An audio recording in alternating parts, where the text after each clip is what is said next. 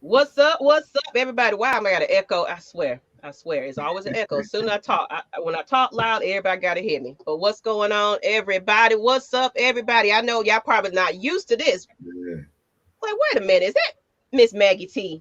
Is that her? What's going on today? in What's the going on, flesh. everybody? In the flesh. What's up, Asia Green, Joseph Thornton, Raheem DeVille? I see y'all. But let's go ahead and introduce who we got on the panel, as y'all already know who they are. Who you got next to me? Ah. As y'all know, 6-man K style, aka the fat man, is in the building. You already know who it is. That right. And who I got to the Yeah, below me right there? What's yeah. up with that Georgia Hey, shirt? Got the you know right what it shirt is. on. Yeah. You know what it is. Marquise, Harlem home, always repping though. Coming to you from Cali, straight from the Mac town though. Holding it down. Okay, Yeah, Town. So I never even yeah, asked where you from. Okay, 'cause I yeah, know you yeah. in Cali, but it ain't where you normally Nah. reside. I'm from So Macon. I'm Macon, baby.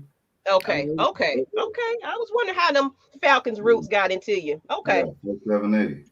All right. What's up, Noah? What's up, Marlon? How y'all doing? How you get one name on your thing? That's nice. I don't see that too much. Everybody always got two names alone. Mhm. Bobby Boy, what's up? How you doing?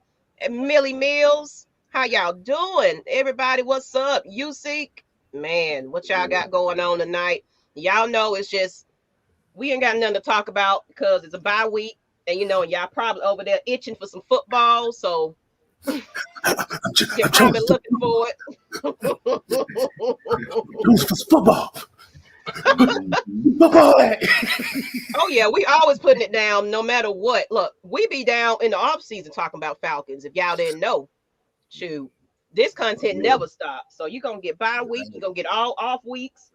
Shoot, if we doing something else, we'll talk about the Hawks, Braves, whatever we got to do. We're gonna come on. let's get it. That's right. That's right. Yes, so sir. so we ain't really got no order going on. So go ahead, K Style. You got anything? I know you always have something you want to go ahead and jump in and talk about. Oh man. Oh man. Let's. All right, like I said, I did the show Thursday as far as talking about how did I feel about the season so far. This Hmm. definitely would be an opportunity to ask both you, Marquise, and Miss Maggie T, how have you felt about watching the Falcons, and what do you feel like they need to improve on in order to keep the consistency for this season to go? Miss Maggie, I'm gonna let you go first. Ladies first. Ladies first. Yeah, for sure. Eat the cake, Well, anime. eat the cake anime. I can definitely see a lot more improvement in the offense. I can say I'm a lot happier with what I've been seeing. And I think that Kevin really kind of being missing is a little blessing. You know, it gives the opportunity for other receivers to kind of Yeah, get some looks. Because look, Kyle Pitts had a breakout game. It was his right. first 100-yard game. I think he had like 119 yards. What's that? What's the other guy right now? I can't think of his name. Cordell Patterson. There you go. There you go. I mean, Cordell. Yeah. Cordell Patterson, I think he had like 114 yards. And if you can get Hurts and we can get a lot of these more players to get a lot more touches. Now I don't know what's going on with Calvin Ridley. In the back of my mind, I'm feeling like Calvin Ridley is afraid of the pressure right now. Mm. Mm. You the first person to ever put it like that. Yeah. That's kind of how I'm feeling because at first when he was the number two, he's showing out because he didn't have all that pressure. Even though Julio Jones was hurt, but he didn't get the title of okay, you got to be number one now. It was more like okay, we got to rely on you. The other guy's injured, but now that he's definitely the man that everybody's looking towards, it just feels like his shift don't change. Then it just to me, it just feels like Hmm. something. To me personally, I feel like something is off with Calvin. Really, I don't know how you feel about that, but that's just how I feel in my heart. Because all those drop passes and things like that, it's like, come on, dude. Hey, Hmm. you know Come what they on, say dude. about pressure? It either bust a pipe or make a diamond. Right now, it's busting. Hey, he busting out the seam. So You know, I don't know. I think Calvin definitely got to step it up. It's a money year too, so you know, I mean, usually money's a motivator when nothing else ain't, and so he's gonna have to come with it. I think you know whatever situation he had that caused him to miss last game, hopefully you know that's all sorted out and his personal affairs are in order, so he can focus on football. And yeah, he come on with it because we're gonna need him at the end of the day. He is our best receiver. and the reason Drop why I passes say and all. that, I mean, the reason why I said it, not to cut you off, it was the presser Okay. that Arthur Smith had, and the question was, how soon do you think Calvin really is coming? And to me, it just felt like he was avoiding trying to answer that question. Yeah. And he even said something. He switched it up because first it was like personal matters when they first reported it. But when Arthur Smith addressed it, he was saying more on the side of injury. I don't think he realized what he was saying. I was like, oh, I didn't know it was an injury, but he slipped up and said, you know, we give them, you know, them privacy, whatever's going on with them physically or something he was saying. I was like, Yeah. is something really going on with him, or is he pulling the Julio Jones on the Falcons? I don't know. It could be, you know, even though he said physically, you know, one of the big things that's been going on lately is mental health. You know, with that pressure, it could be some mental health issues. A lot of things could be getting to him. He mentioned need to step away and kind of reset. But that's an interesting take on it though, because yeah. Yeah. Just by putting it that way, like I said, I know we've always said that being coming from the number one to the number two is a two totally different mindsets and expectations. Mm-hmm. So now people are looking for you to be the leader of that group. Yeah. Now, are we saying that if Calvin Ridley comes back, he's not going to be effective? No. Oh, yeah. We want him to be effective, but I think it's more so of them trying to find that role for him as far as, like I said, he might not be the number one. So I'm going to go ahead and put him in the slot in certain situations, or I'm going to have him running certain different route concepts that fit him. Because if we look at this Falcons offense, a lot of the routes that Calvin really loved to run, which is those out routes, the corner routes, the outside hitch routes, 10, 15 yards, they don't run a lot of those unless you're playing in the slot. So that's probably where his mentality is now. It's like, I have to adjust my whole game to this offense, which expects me to be a totally different receiver. Now see what Mr. Lee said. Ridley's brother is kicked out the NFL. He is probably helping his family, maybe. It could be. Like I said, anything could happen. Like I said, we ain't shitting on the guy. Like I said, if he got family issues going on, they got to take care of. Hey, you got to take care of that family first and foremost. And Triple G said maybe he's definitely dealing with some emotionally and like a mental type of thing. Could be. You know, these players do get a lot of pressure and it can be hard. It definitely can be. See what else we got in these comments. So with that, who do y'all feel like stepped up out of the receivers? Because that's one thing I was looking at last game, trying to see like, okay, is it going to be Darby? Is it going to be who's going to be that's going to step up? Is it going to be Zacchaeus? Do y'all feel like anybody stepped up to kind of show like, hey, they're worthy of being a number 2, a number 3, or more playing time or anything? I'm thinking it's more so the way that they're calling the plays and the way that it's like it's flowing is because we gotta look at Arthur Smith. Look like the way Arthur Smith and Dave Ragone likes to call their plays.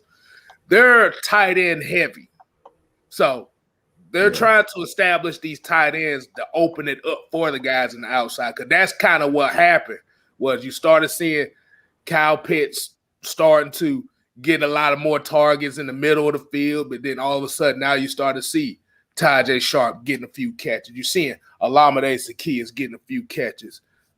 What it is they're working inside out.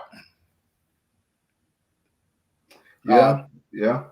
I think with that, I'm kind of curious to see if Pitt's going to be more the focus of the offense going forward, because you kind of see he stepped up into that Julio role with some of the routes he was running, some of those posts and drag routes and things like that he was running. That was incorporating a lot of stuff that Julio used to do, those timing throws with Matt Ryan. So, and he looked good. You know, he showed promise. as he should be number 4 overall pick. So I think Ridley might be. I kind of look at him, kind of compare him to like a Emmanuel Sanders, somebody that's a good receiver, but that's a complimentary receiver. That's not you. You don't really want that person to be your number 1, but if they have somebody that can, be a compliment, then they're phenomenal. He's a great number 2, but you just don't want to be your go-to receiver all the time. I think it's going to be a nice little duo with him and Patterson. I feel like because man, he's like all Patterson really needed was somebody to give him a chance. And he's definitely been showing himself lately. I feel like we're going to see a lot more from him, but I would like to see a lot more of Hayden Hurst. I would like to see my biggest concern, not even that, is the secondary. And I feel like they just tried out a couple of new players recently to kind of address that. I'm not happy with that right about now. So that's my biggest thing right now. I think I haven't heard anything else about it, but it's still a concern. Oh yeah. And hopefully we get Sheffield back. I know they activated him from the injury reserve list, I think last week, a week before last, recently. Yeah. So hopefully during this bye week, they get him sped up and acclimated and get him his condition and everything right so he could come in. I mean, he ain't never really, he has the traits, but he haven't really produced as we expected and hoped. But, it's a shot, because, secondary defense, the whole defense, I think we need some more bodies,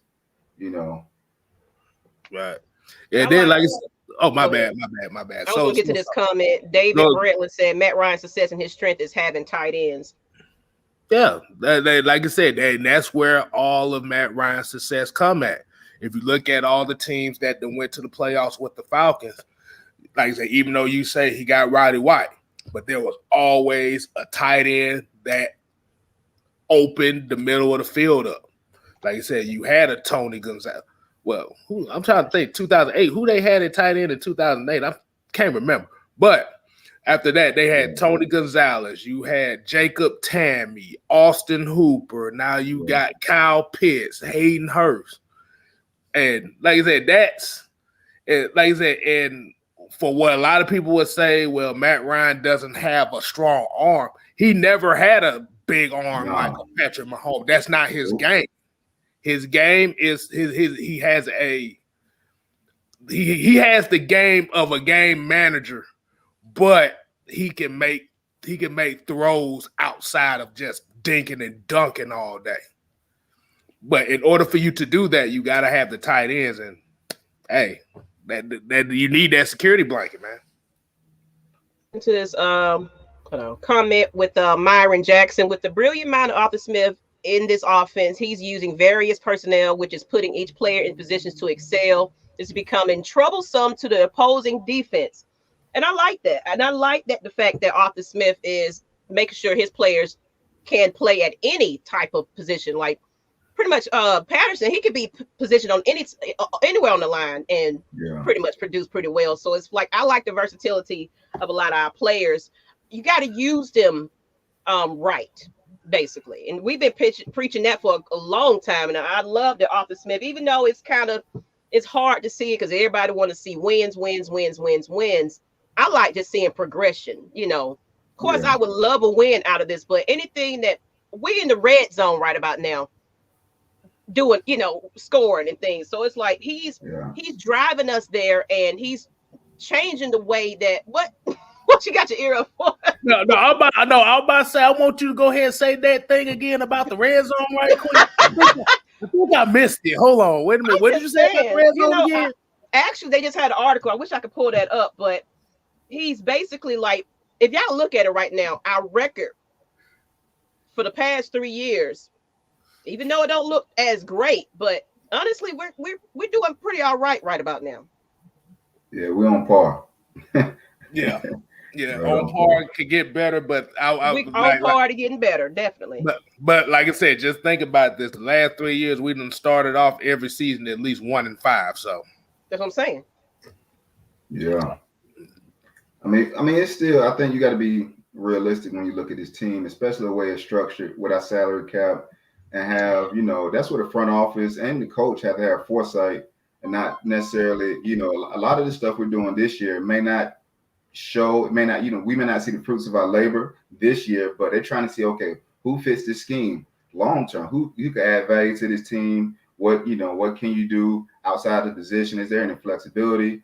Anything like that. And one person that kind of Cordell Patterson, who's been lighting on fire, the only caveat potentially with that, and I don't want to get too far ahead, but is looking in the future is like, okay, well, is he going to price himself out of the Falcons? You know what I mean? Is he going to play himself where that next contract not going to be a $3 million team friendly deal? You know what I mean? So, and who to replace that playmaker with? Because he's a bona fide playmaker. You know what I mean? He's playing 3 different positions, So, yeah. And the cap space, goes up next year too. So it's like I think they just right now we're just playing it smart, like with these 1-year contracts that a lot of these players are getting. Honestly, we're getting rid of everybody from the old regime at this point. Like these contracts just fucked us up, So I definitely say moving forward. Of course, I do see improvement going into the season. I don't have a lot of high hopes, but I'm definitely want to see a lot more improvement. But going into the next couple of years, give them time. We're gonna be contenders before you know it. Yeah, because remember, in order to really be a full, complete rebuild, you got to have the money to do it. You got to have the money to do it. And everybody want a quarterback, but have y'all looked at the draft that's coming up? It's nobody that stands out to me right about now. No, it ain't looking good. I mean, and plus also, it depends on our record. Even though you look at Pat Mahomes, look at Aaron Rodgers, look at some of those, Lamar Jackson, they all was in and around first round quarterbacks. So you don't have to have a top 5 pick, or it doesn't even have to be the first quarterback pick to be the best quarterback, because none of them was the first quarterback pick in their draft, and they all are like MVP and great quarterbacks that we would love to have. So it's still hope. It's still some light in the tunnel for us. But yeah, right now I think with the money situation, we got a long way to go. We got a lot of dead money in the cap, and if we can develop our talent. No, this Millie Mills tripping to my Desmond Ritter. I ain't trying to hear that. Desmond Ritter, he ain't the answer. That ain't the one, baby. That ain't it. I mean, he's solid though. I ain't gonna shit him. He's solid, but I still think we could win with Matt Ryan. Matt Ryan has shown that he's still able to produce. He's not a mobile quarterback, but he can extend plays, keep them alive, and he still give us a chance. You saw everybody wanted Zach Wilson, was on the Zach Wilson hype train. You see how he looked last week. With Zach Wilson can't even throw a bubble screen right.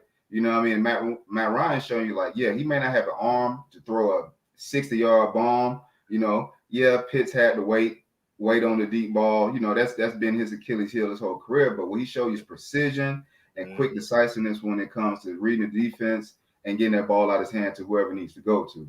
So I think Matt Ryan still got some in the tank. As long as we build around him, we'll be good. Yeah. Defense, that's what we need. Yeah, hey, I'm about to say that last little part again. You just said defense. Always ask people, how many top 10 defenses have Matt Ryan played with? How many in his career? You know what I mean?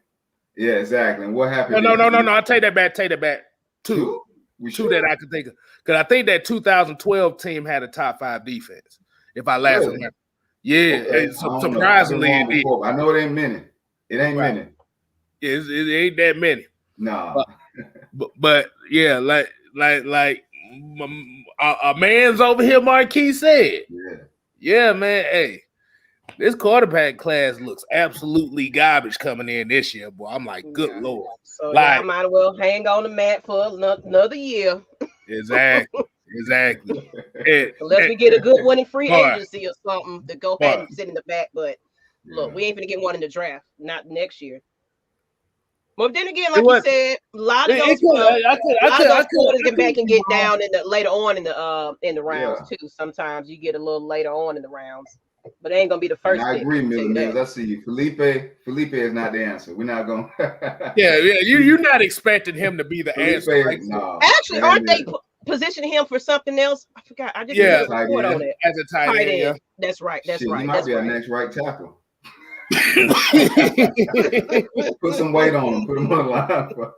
Is that? Hey, shit. He already got weight. He already damn near 240 pounds. He no more goddamn weight on him. And we got a super chat. Go ahead and get this pulled up. Looks like I feel like next year we're going to be a problem. If not this year, Matt Ryan starting to look real comfortable in his offense. Numbers don't lie. And I'm glad you mentioned Matt Ryan again. Sure. J-Rock mentioned, I don't know if anybody noticed. I really haven't paid attention, but if anybody noticed, Matt Ryan hasn't been wearing his glove lately. Yeah.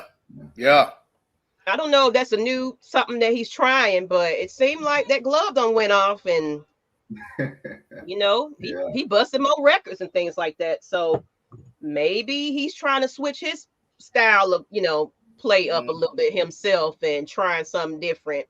I mean, because Matt Ryan just always seems like he seemed like he gets along well with Arthur Smith. I can definitely say that. You can see that chemistry with them, that it's something is going on right there. So yeah. Oh, like I said, for people that said that, by looking at the 2012 Atlanta Falcons defense, it was 5th ranked in the league. Okay. It was 5th. If you go to let me see, what was that? I went to football db.com. No, not that one, but Pro Football Reference. Yeah, they said the Falcons defense in 2012 was a top 10 defense. So he had 2 of them. Okay. 2-14. That's a Speaking of defense, what y'all feel? Do y'all see any improvements? What's your thoughts on the defense right about now? I'm gonna shout out Mr. Lee. I saw he said something about Richard Grant reading the book of Ed Reed earlier, had me rolling, which is true. I was looking forward to seeing, Hawkins look good. He definitely showed up. He showed he could catch. You know what I mean? That's one thing he could do. He got a little range to him. He could catch. I think we still got to get that defensive pressure. We got to get some that talent on the defensive line or something going. Maybe we could look at. I wouldn't even mind exploring. I know we don't have much money, but look at throwing some late round picks at some people who haven't really performed to their draft position at other places in the league during our bye week. That maybe we can do buy low, and maybe you can have somebody come here and try to rejuvenate their career or something, because this ain't it. Yeah. What you got, K-Styles? You talking about defense wise? Yeah. I think I've referenced this all week. Tyler Davidson.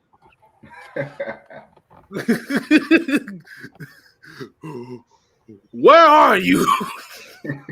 I swear. Look. I kid you not. Every time they announce Tyler Davidson as the starting defensive tackle for the Atlanta Falcons, I always be trying to look for him, because I only see him like one play a game. It's like, what the hell going on? Yeah, that's why our problem. That's why our problem is defensively, is that you really don't have. You need a space eater. I like I said, if you noticed in that Jets game, they started using Mike Pennell Jr. a lot more. Later on down the line, later on in the game, you start seeing Mike Pennell eating up a couple of them blockers. You saw him on that screen pass. He's the one that chased down the damn running back, and he's the nose tackle. Yeah. And it's like, you look at Tyler Davis's tape, it's like, what the f is you doing out here? What the hell you doing out here? Like you on the Stephen Means side of the game. It's like you just out here for no reason. Hey, I don't care what they tell y'all, fellas. Please believe it. Size matters, okay? We need some hogs up front. Tyler Davidson ain't big enough. He ain't got enough ass on him. We need somebody with some weight. That boy from Georgia. Some cornbread fed. Real, because Hey, Hey, what'd you say? He need a Brazilian butt lift to stand out. Hey man, he need to see Dr. Miami or something. You know what I'm talking about? 'Cause right now, what he doing ain't real though. But we definitely need to get somebody with some hogs up front. Grady Jarrett always gonna be Grady, consistent, quick. He win with quickness, agility. That's his strength. But we need somebody that could clog up, free up those blockers, free up those linebackers, excuse me, and take on 2 or 3 blockers. You know what I mean? So, if we don't go quarterback, we should definitely. I know we ain't trying to have too much draft talk, but no, I mean, look, it's bye week. It ain't nothing. It's open game. Yeah. Talk bye about week, that. so it ain't shit to talk about. We need to find somebody with some weight on 330 and up. You know, not BBWs, but BBMs. And Wallace Smith said, "I don't think Tyler Davidson this is his last year with us, and I don't see us resigning him back." Well, I'll be there. I was surprised they even re-signed him back this year. I'm gonna be honest with you, because like I said, our problem with Tyler Davidson is when you're thinking of a run stopper or a run defender, you're thinking of somebody that's bigger than everybody else on the defensive line. Tyler Davidson is the same size as everybody. Actually, Grady Jarrett is actually bigger than him. And that's where the problem is. Arthur Smith probably bigger than him. He damn sure plays bigger than him, I tell you that much.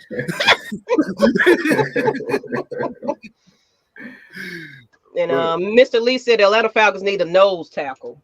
And for Asia Green, she said who Jordan Davis is. That's the dude that we all want in Atlanta right now. He's basically about 6'6", 350 that can move like a freight train. That's a defensive tackle.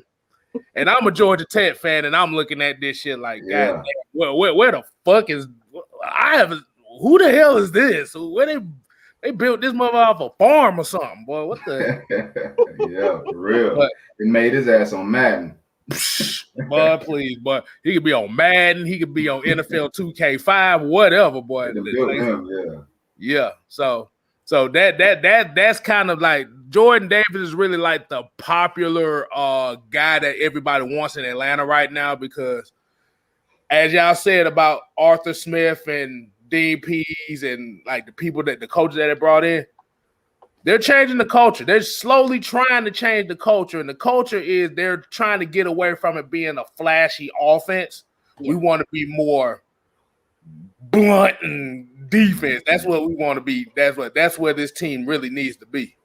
Because I could deal with a dominant defense and a mediocre offense. Well, I ain't gonna say mediocre offense, but just enough until you build up until you get that good offense. But I want that defense first. And you know what? That Stone Decatur, I saw that comment. I'm not gonna say let's treat it like it's a cakewalk. Hell nah. Miami ain't nobody no damn easy work. I'm gonna just be honest with you. It just wasn't no damn easy work. Remember, they beat the Titans. They beat the Titans the week before, and then remember the Titans were the AFC favorites coming into this year because of the Julio trade. Mm-hmm. Anything can happen, man. That's why it's called Any Given Sunday, for real. Exactly. Yeah, give me a minute. They just got, like I said, the main thing is you just got to take care of your damn business out here, man. That's what it's all about. This is why we say you gotta win the games you're supposed to win. Yeah, for real. I mean, I'll be the first to admit, I know when I saw the Redskins, I was super confident. Oh, that's a dub. We're gonna spank them. They got who at quarterback, Hickey, whatever. I thought that was, next thing you know, man, I'm watching the game like, God damn, what the hell is this? Like, so we can't take nobody for granted, like you said. We got to come out, and if we're supposed to put our foot in the ass, we need to put our foot in the ass, like point blank, period. Like, we don't need to be like letting them lag around, hang around, whatever. We need to go ahead and do what we need to do. Realistically, I think our defense is the weakest part of our team right now, but they played pretty solid. So they've overachieved thus far, which is crazy because they really haven't done anything like consistently that make them be like, man, our defense is really, good. They have their moments, but I think we definitely can, improve on it. And I think we need to add more talent to that side. Like I said, we could find some people, on the trade block or something, a little bit of nothing. I know we ain't got no cap space, not much of it, but we could find some additional help to come in and maybe, along that line or something, maybe a nose tackle, like Lee said, or something, to just free up some people, take some pressure, get some pressure. Okay, so that I'm glad you said that, because that actually goes into a question I was just about to ask too. As we know, the Saints just recently released Desmond Trufant. Do you think it's maybe a possibility that they might bring him back? You need to quit it, Skip. You need to quit it. hey man, like they say back in Macon, man, what you on, man? Dope or dog food, man? What you doing, child? That was some good dog food right there, but that was a bit. Hey, nah, man. I think we need to let Trufant stay where he at, man. Like, really, we got Fabian Moreau. I mean, yeah, he doing the same thing Trufant used to do. You know what I mean? Grab and hold. So he, he got his, he just need to switch his jersey number. But we still, I think we cool on the cornerbacks because Terrell gonna do his thing. Fabian Moreau is solid. He's not gonna be, no hell of a player. And I don't think the Saints released Trufant just, he's trash. He washed at this point. You know what I mean? He didn't release for a reason. They're not even a winning team, so they need talent. They need help. You know what I mean? So I think, I don't think he'd answer. Not Trufant, man. Yeah. Only reason why I asked that because in the Twitterverse and all that stuff keep talking about we need to resign Trufant. I was just thinking like. They said it in the chat not too long ago. I ignored that. I'm like, no, he's not coming back. Well, like, boy, ain't no way in hell. Yeah, you got cut by 3 teams for a reason. That'd be a big mistake. Not Trufant. Yeah. He said Matt Ryan is going to explode, but he needs another wideout because these defensive players want too much money. So I need the Falcons to trade for another wideout. I think we have enough resources on offense. Yeah, our wide receivers are we're not deep by no stretch of the imagination. But one thing about Matt Ryan, on his tier, when you look at quarterbacks, the way I look at them is you have those that influence the game, that change the environment around them, like a Lamar Jackson or Pat Mahomes, Aaron Rodgers. Matt Ryan is not necessarily on that tier. He influenced the game around him. However, he's a tier, a notch right below, and he's able to make the talent work with what he got. You got to think, when we drafted him from Boston College, you can't name another receiver they had. You know what I mean? Like, they had a tight end, I'll never forget, named Pettigrew, who had a cup of coffee in Detroit, and that was it. You know what I mean? He was a blocking tight end. So then, this is not his first rodeo having subpar talent on the outside. I think this is really where, if Arthur Smith is supposed to be this offensive genius, he got to earn that paycheck. You got to show me. You got to draw some schemes up. You got to be able to do something to get your players open and play to the strengths of what we have. So, and you just made an actual interesting point that me and my coworker was talking about today. It is a point that it made me realize something. Have you noticed when it comes to quarterbacks, it's always the quarterbacks that come from them big schools like Georgia, Alabama. I'm not throwing this in there. I'm just using this as a reference point. I'm just saying, like Georgia, Alabama, USC, like all those top schools like that never pan out in the NFL. But it's always the guys that coming from these like these schools that really don't get no attention. It'd be the big hype about these players. That's really what it be. Like I'll use an example. I'll use Patrick Mahomes for example. He came from Texas Tech. Yeah. Texas Tech is used to losing all the goddamn time, and Patrick Mahomes didn't have the greatest record at Texas Tech. Yeah, for real. Lamar Jackson, Louisville. Like I said, Louisville's been a decent program, but it's not like they're that elite program. No, he wasn't. Yeah, he was the program when he was there. Exactly.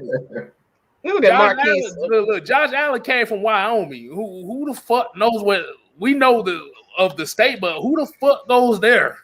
Other than Kanye, nobody. You know what exactly. That's it. Here go another Trufant. Talking about we might as well bring them back. Still, we still paying them. I know we put paper in his pocket. Shoot. He ain't got to start. He ain't got to start. He can play. Put him on the practice squad. Put him on the practice squad. Like, hey, remember that money we owed you? You finna earn it now, bro. That's how we need to be. Man, look, man. Nah, it's over with. Nah, not true. Not true. Not that guy. And Jarvis Baldwin said, I said we should trade Calvin Ridley. Let's not sign the receiver that put that money towards the defense or is solid off his alignment. But trade him for what though? Because if we trade him, what is his trade value? What do you think you're gonna fetch for? I mean, the rest of the league see what we see. You know what I mean? We're not the only ones privy to this. It's not like we like this and behind the scenes. Like he doing this in front of everybody. Everybody know like, he don't like to be touched. You know what I mean? Like, okay. Yeah. You know?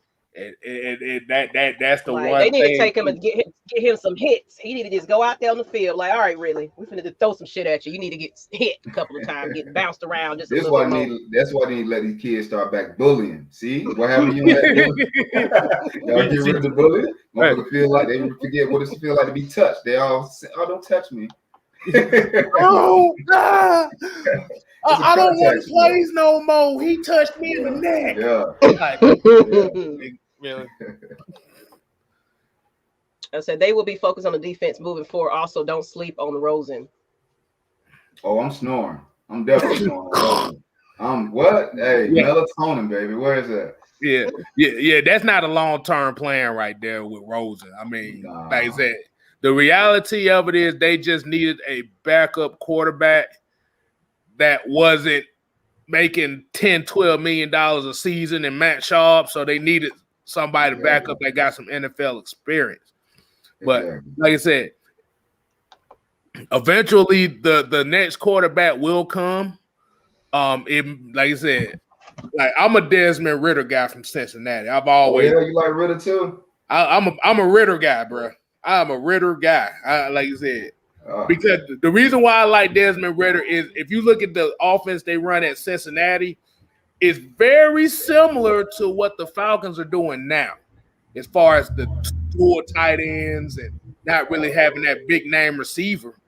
But he's operating that with efficiency right now. So they like that might be your quarterback of the future. I'm just gonna let these folk know now. And for the people that don't like the fact that Matt Ryan don't run, he does that too. So y'all got this whole world. I like Matt Corral. You know, he's undersized, but he got a nice little arm on him. He can move a little bit. But really, I think we should punt this season and not even worry about quarterbacks. You go to get Jordan Davis. And the next season, when the boy Bryce Young come out from Alabama, I know you're talking about the Alabama quarterback not doing that. Bryce Young is mighty damn good. So, hey, man, we'll see. We'll see, though. Let's see here. I think it might be time to go ahead and open it up to the fans. What you think about that, K Styles? Oh, go ahead. But we got some parameters this time. That's why I'm here. Make sure we put some order up in here. We're not gonna have a disaster like we had Monday. The thing is, come on, even if you disagree with what our mindset is, have respect for the platform. Have respect for the people that's up here. And we only gonna do one at a time, so it ain't gonna be no big ass group. So what I realize is when it's a whole group of folk, everybody like to show the fuck out. So go ahead, Miss Maggie. Go do the damn thing. Yeah, Monday was wild. That's why Miss Maggie here to put some order on this thing because Look. Hey, look, I was about to say, with Miss Maggie Till here, they gonna be more worried about flirting with your ass than trying to goddamn show the fuck out. Oh, whatever. Shoot him. Monday was crazy. It definitely was. So let's go ahead and get these fans on. Like I said, one at a time, a couple of minutes to get on, get your spiel, and then you getting out. I mean, you're gonna be out here and hanging out like this bankhead of I can't even think of the show. They had a Cascade or something, huh? Yeah, out there in Cascade or something. Yeah. This ain't the hangout. Get off. That's what you need to JR, do. JR Crickets and shit. So we're going to go ahead and get the fans in here. Y'all come on and jump on. Of course, one at a time. You know, it's bye week, so we need to know your opinions about the season in the second half, even though it's an early bye. I hate early bye weeks because after this, we ain't going to have no breaks. We got a whole stretch coming on, but I say we're doing a lot better, so I'm not worried about it. I think we're gonna do all right. But I want to hear some of the fans what they have to say. Go ahead and jump on that stream link that you see there. You look a hot mess. Come on, Asia. You can hide your camera. Man, come on, man. You ain't got to be on camera. You can hide your camera. We would love to hear them. Exactly. Look. Better not bring your kids. Yeah. Some of these comments as we waiting on some fans to hop on. Go ahead and click that link though. K-Styles, you have brought better energy tonight. Oh, see, look at that. You improving. Yeah. I'm just playing. Give my man his flowers. That's right. Give me his flowers.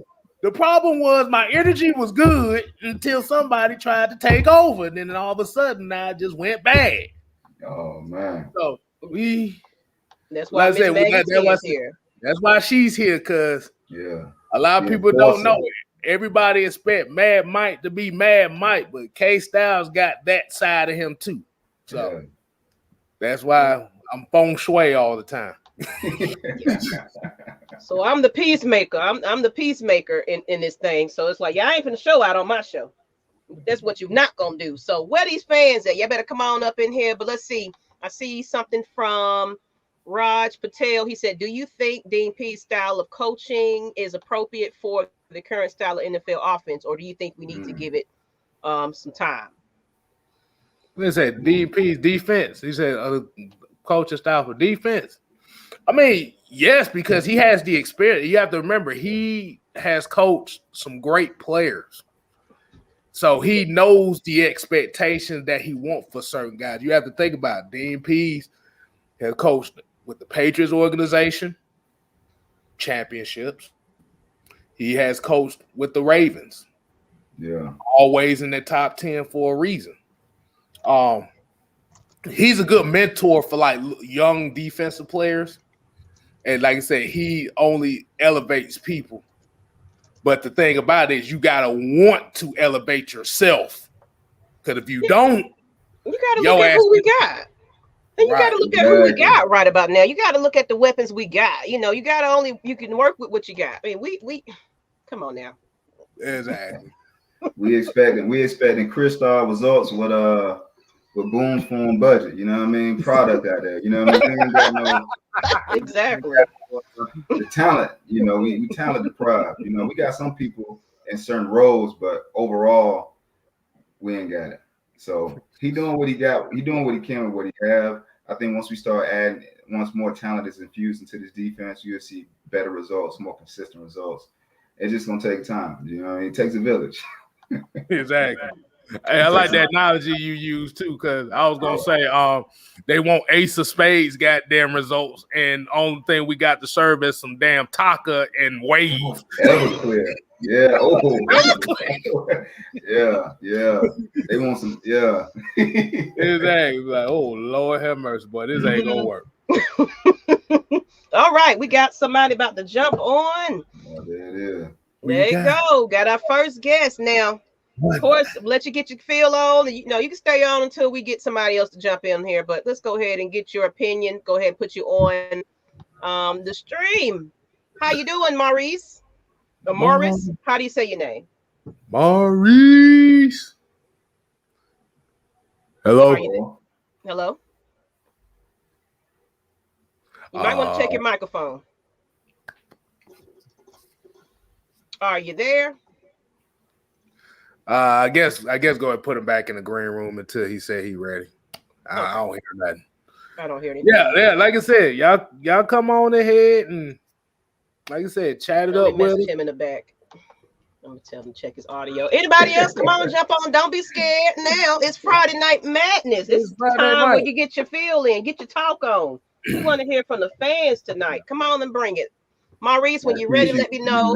He messy. It be your own people.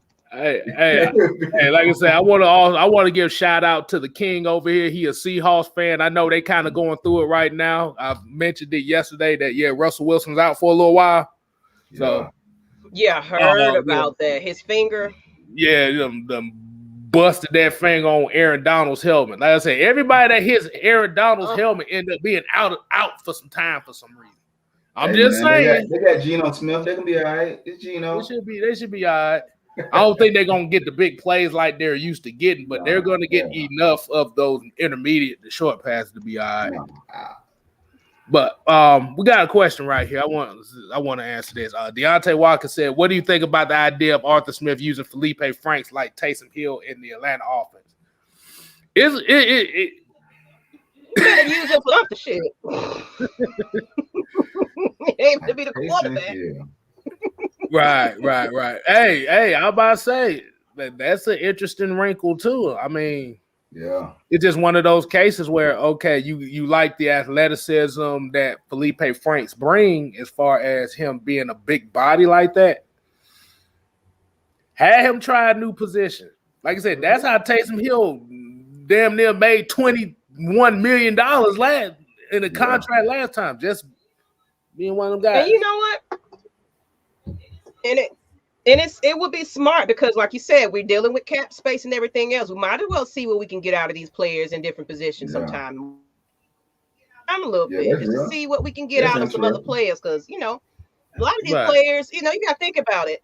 A lot of these players might have not even been in this position before when they were starting in high school, leading into college on out. So a lot of these players don't play in different roles at some point in their time. So it's like, let's see what we can get out of this little, Value Village team. You know what I'm saying? We got to try everybody damn out for something. Right. But let me go ahead and see if Maurice is ready to jump on. Let's see if he's ready. You ready? Hello. 1 2 1 2 testicles 1 2 3 testicles 1 2 3. No, I don't think he's ready yet. I think he's having some issues. Okay. Yeah. But I want to hit this comment up. And I want to give a shout out to Let's Get It GA. 2K baller rec game guy. Y'all make sure y'all show him some love over there. He said, I get what y'all saying on the offensive end. Kyle Pitts has had his breakout game. It is Arthur Smith's job to put him in the best position to be successful, which is putting him in space. And yes, that's definitely. I said, give him that opportunity to create after the catch, where instead of every time he catch the ball, it got to be contested. Put him in space, let him use that 4-4, use them legs, you know what I mean? Hey, that's why we got him here because he's supposed to be a threat. So he it's definitely it's on Arthur Smith, no pressure. Right. Yeah. That's what we have been waiting on. We wanted to see him kind of utilize those tight ends and stuff. So yeah, it's a work in progress. Like I said, as long as the offensive line shows consistency to hold up and give them time to do stuff like that, then you could see you basically see what you did Sunday. Yeah. Cedric Murphy said, can Matt Ryan still throw a deep ball? Oh, plot twist, Cedric. He could never throw the deep ball, but he's a hell of an intermediate quarterback. You know what I mean? 25 yards and in. That's been his bread and butter his whole career. I mean, if you actually looked at the deep ball pass, has actually been there. Like if you looked at some of the passes, the receiver had to stop just a tad bit. But for what I was looking at, I have to ask him what does he consider the deep ball? Does he consider the deep ball 40 plus yards, 50 plus yards? Now, if you're looking at that as a deep ball, that's never been his game. He could get it every now and then, but it's not a consistency. See, I think the problem is when we look at guys like Patrick Mahomes, Aaron Rodgers, like these guys, they're known for deep ball throwing. They throw that bitch 50, 60 yards with no problem. But we have to show appreciation for guys that may not throw that deep ball like that. Actually, I actually had a chart here. Did you know Matt Ryan threw like the 4th most deep balls in the NFL last year? So I think what the biggest issue is with the Matt Ryan critics when it comes to the deep ball is the trajectory and how he throw it. He puts a lot of air up under it. Yeah. Well, it's not necessarily where it gives the defense so much time to make up, and a lot of times receivers do have to slow up and all that. Right. I'm a big Matt Ryan supporter, Matt Ryan enthusiast. I definitely believe that he's still, our best chance of winning. He's a Hall of Fame quarterback.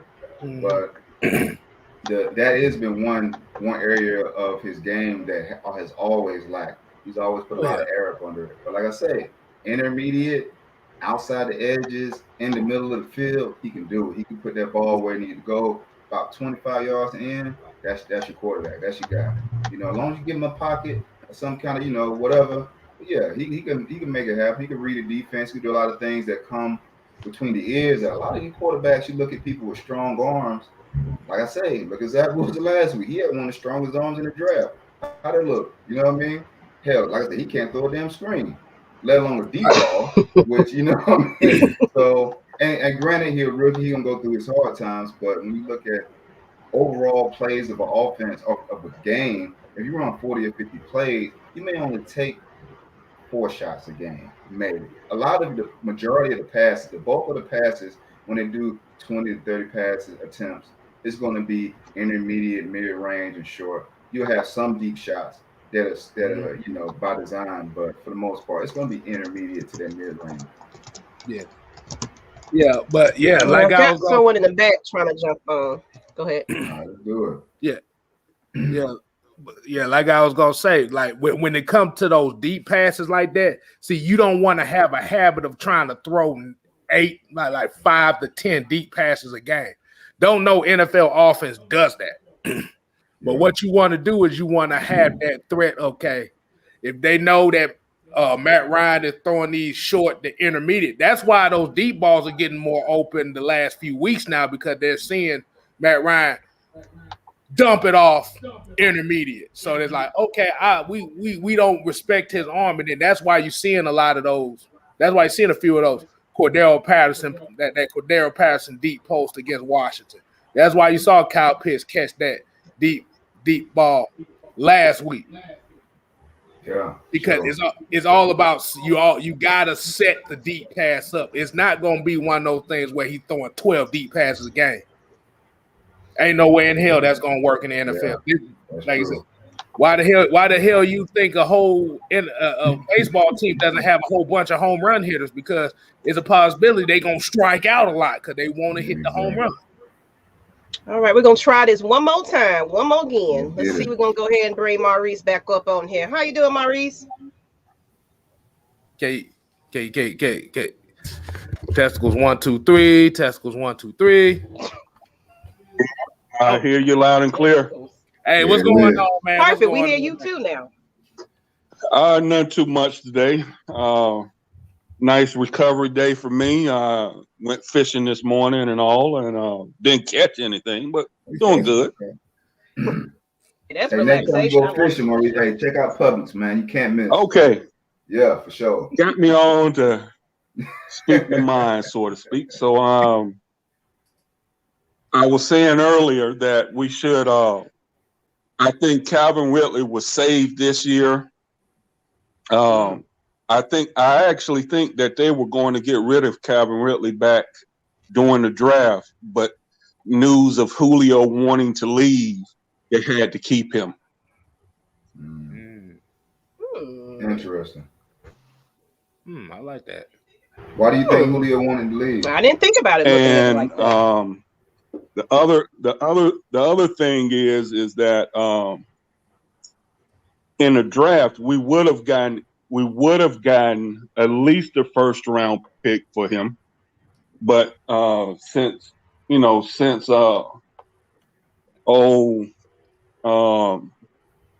who left, we had to keep him and make sure that we have at least a a chance of having a number one receiver.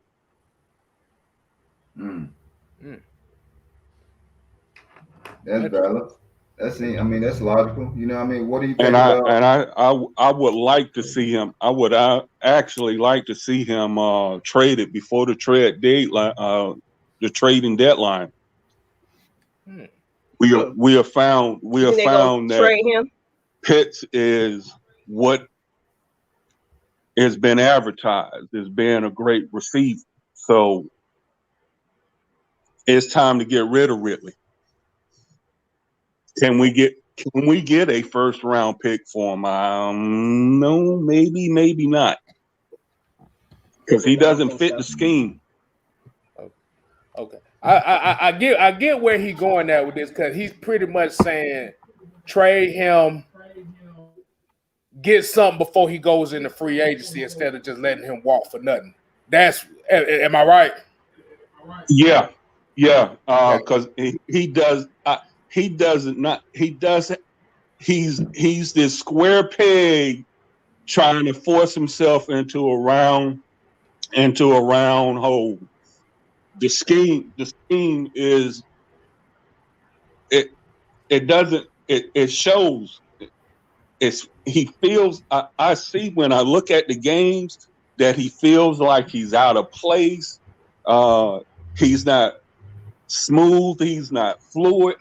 Like last year, he was gliding like a gazelle, but now he's clunky.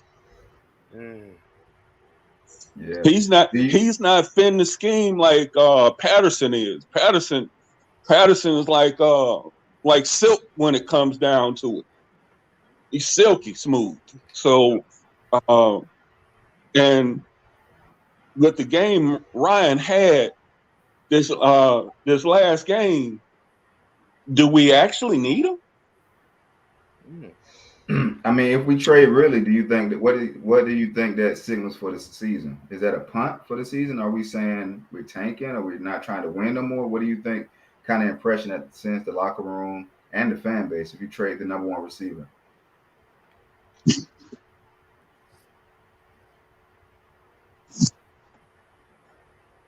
Yeah, that's very interesting. You still there, Maurice? You still there? Yeah, I'm still here. Okay. I'm still here. Okay. Yeah. What you think? What you think about that question that Marquise asked you?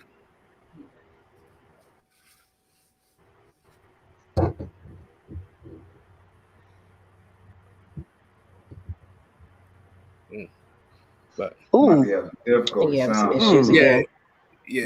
That's all good. Ooh. Yeah, because that is kind of a difficult proposition right there. Because that actually kind of went into, you actually kind of hit a portion of what my question was going to be as well. Was, do you think that it was for Calvin Ridley? Is it more so of the mind? Is the mindset of it? Because this is the one thing we don't talk about as far as transitioning from being Robin to Batman. Yeah. Yeah, that's true. I think he having some issues again. Another thing with the mindset that actually Maggie talked about in the interview, Walter Smith, he talked about soft individuals. You know what I mean? Not having soft. I think Whitley could handle being a number one receiver, but not on this team. Not with the scheme the way it is. Well, do you think that the scheme is still being developed? He's too spooky for crossing patterns. Everything that he his skill set is outside, post and other stuff like that. Everything on the outside, anything on the inside, he doesn't thrive to. He can't catch. He doesn't seem to catch the ball when he goes across the middle, and when he does, he's always just scooting down. You know, so what do you think about possibly devising the So yeah, I the game, mindset. the game Yeah, plan. I think. nope. Oh yeah, I Well, think you have him He delay. ain't set. I had He to ain't cut you off a set to little bit, be a number Maurice. one in this offense. I think there's a big delay, Maurice. Unfortunately, it's like I think your audio is kind of Hello, coming in a little short. Yeah, it's so I'm gonna have to. It looks like you're delayed. You want to try to come back? hello. Yeah, I think Okay. he's having some issues. Hey, So hey. we're gonna try this again. We're gonna try it again. Sorry about that, Maurice, but your audio is like in and out, in and out, in and out. So and I'm gonna go ahead and get to some of these comments about what he had to say. yeah. And apologize for that, Maurice. It's just your audio is kind of in and out. Apologize. Let's see. And it said, but we don't know what's going on with Ridley with his personal matter that is bothering. Just so let's see what happens after this bye week. You know, we're not writing Ridley off at all, and I think he's definitely just need to just come in and get more comfortable and confident in himself at this point, because you got to think about it. New coordinators, new coaches, and everything else. It's all new. It's all new for him. So I don't say trade Kevin Ridley at this point. But I would definitely like to see a lot more improvement from him, and so he can be that number one. Because we still need him. We definitely still need him. Right. But we got other weapons out there where, you know, Arthur Smith going to utilize everybody at this point, and I'm happy to see that. Right. And hold on, here's a comment here that pretty much what we're basically saying. This is Philip Faye said. So what y'all really saying is really is having trouble adapting. Yes. Yeah. That's what I think personally. Like we just said before. Certain guys, there's certain guys that can be good number twos, but when you put them in that number one role, then it becomes a whole different reality. We Falcon fans know this personally. I'm finna say a name here that's going down the same road. Peerless Price. Because in Buffalo, he was the number two behind Eric Moles and putting up big numbers. Yeah. But when he came to Atlanta and became that number one, you didn't really see that. Now, Calvin really is a way better receiver than Peerless Price. Yeah. This is what we're talking about, more so the mentality of that switch. Because, like I said, you have to be the tone setter now. When they're looking for third downs, when they're looking for a play that need to be made, you're the first guy that's going to be looked at. And if you're dropping passes in critical situations, which is if they need a third down and 5 and you dropping slant passes 1 yard short, and vice versa, the issue comes down to is, are you mentally ready to take on that role? So I got a question for y'all. How about this? Stole money, Price. How much of the onus goes on Arthur Smith though? Like if you know your star player or your best receiver is maybe he's not a possession receiver, a big body possession receiver that can go across the middle. Maybe he is one of the best route runners in the game. Why not put him in a position to excel, set him up for success instead of failure?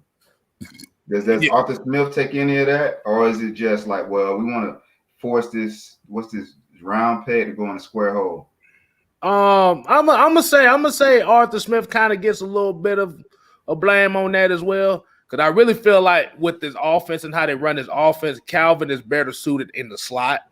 Because if you notice that when the Falcons are in those 3-4 wide receiver sets, you notice that the slot receiver runs the routes that Calvin Ridley loves to run, which is those outs, those flags, those outside hitches and stuff. So like I said, it's just one of those things where they're looking for Calvin to have that number one mentality, that guy to set the tone, and he's not doing it right now. So put him in a position to where, like I said, you got some teams in the NFL. Hell, look, I'm gonna use this as an example. Look how the Patriots ran their offense. Wes Welker, Julian Edelman, the main guy, and these motherfuckers was running out routes and slants all day from the slot. All day. So this might be one of those things where Calvin really might just have to be that kind of slot receiver. Now, the issue is going to come down to is when Russell Gage comes back, what do you do with him? Because like I said about Russell Gage has the mentality of a receiver that Arthur Smith wants, but he's too damn small for what he do. Like I said, he ain't a Steve Smith. Now, Steve Smith was small and he was a dog, but he put it all together and was dominant. Yeah. Russell Gage is not that. So, like I said, Smith was short. That joker wasn't small. He was short.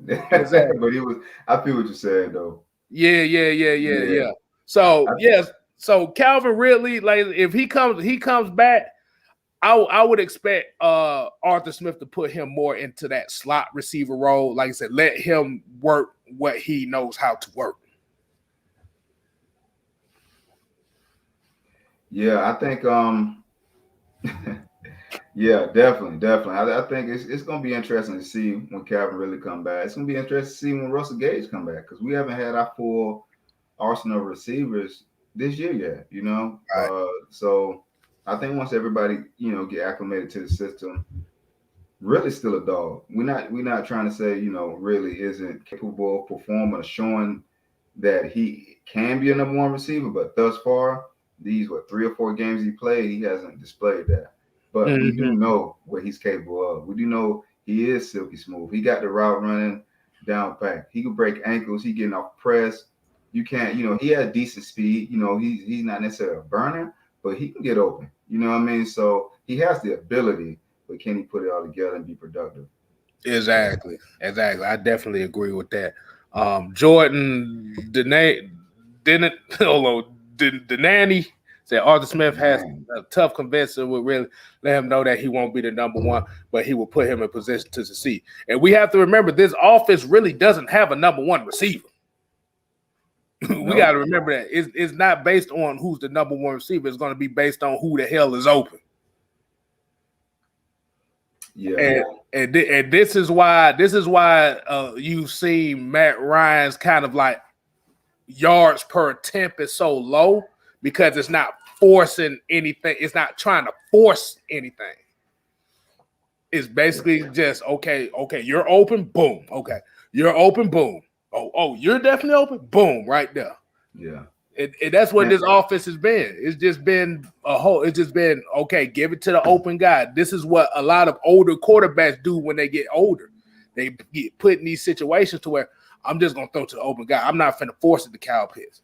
Exactly. I'm not finna force it to Calvin Ridley. I'm not finna force it to Alameda Zaccheaus. I'm not forcing it to Cordell Patton. I'm going to take what the hell I see. Yeah, for sure. I think also the biggest thing is you look at how this team has been structured the past 14 years with Matt Ryan. Yeah. It's been an offensive heavy team. When I say offensive heavy, is meaning that the majority of our salary, the salary cap has been used on the offensive side. So could this be a change of the guard? I think this is a pivotal moment for the Falcon franchise that this offseason we have some people that need to be re-signed. Whether it's Caleb McGarry, we got Lindstrom coming up, we got Ridley. Are we going to continue to make offense the number one priority and make that where they're the largest piece of the salary cap is going to the offense, or we would shift that to the defensive side and try to instill some inject some talent on the defensive side and use some of that money and resources to bring some talent in here. Right. Yeah, like I said, I definitely put money into the trenches. That's the number one thing you got to do is put it in the trenches on both sides of the ball. Yeah, for sure. Well, on offense, now they've tried. They've tried on offense. There's been some, you got some mixed results. But I think the defensive side of the ball definitely because who besides Grady, like who on the defensive line? You know what I mean? Like, what we doing? We've seen who else on the defensive line, and that's why we complain about getting his ass up out of here. Yeah. Let's go ahead and get another guest on. Maurice gonna try to come back next week. He's having some internet issues, but let's go ahead and bring on Tev Sports. This is my people's right here. Tev, what's going on, man? What's up? Hey, man, what you got for us, man? What you got for us? Man, what he was saying, I think we should keep Ridley. this is first year being our number one. I feel he need to have that breakout game, just like Calvin Ridley had. I mean, not Calvin Ridley, Cal Pitts had, for him to start getting more comfortable in the offense. Because he haven't been having bad games. He just had a couple of drops here and there. Okay. Yeah, like I said, we kind of definitely agree. Hold on. I think he having some issues. You all right? You all right over there, man? You ain't getting kidnapped by Dirk Cutter, is you? Nah, I ain't getting kidnapped. I hope not. Yeah, definitely something going on. But no, I agree with you though. He's not having bad games, and I don't feel like we should trade him or anything like that. I just feel like he just needs a little bit more time to adjust a lot more. Right. Yeah, because I think what's really happening as far as and Marquise said this earlier. Like I said, this is a contract year for him, and like you said, in the back of his mind is he's thinking like, okay, I gotta